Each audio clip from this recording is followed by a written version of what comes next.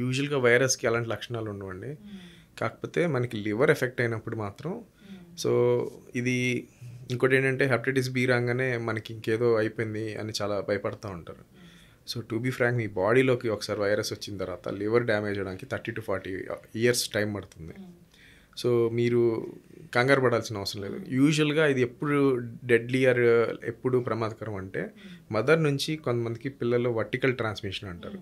So ఇట్లా వచ్చినప్పుడు so ఆ వైరస్ అనేది ఆ పిల్లోడు 30 yearsకో 40 yearsకో వచ్చేసరికి స్లోగా ఎంతో కొంత లివర్ డ్యామేజ్ అయ్యి లివర్ సిరోసిస్ 45-50 yearsకి వాళ్ళకి బయటపడుతుంది.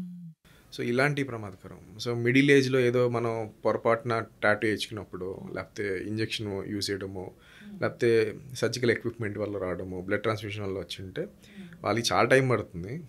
సో యూజువల్గా అది అంత వీటిని అక్యూట్ ఇన్ఫెక్షన్స్ అంటారు. క్రానిక్గా మారే అవకాశాలు కూడా చాలా తక్కువ ఉంటాయి. సో వర్టికల్ ట్రాన్స్మిషన్ అనేది చాలా డేంజరస్ అండి. అది ఎక్కువ పర్సెంటేజ్ క్రానిక్ అయిపోతుంది.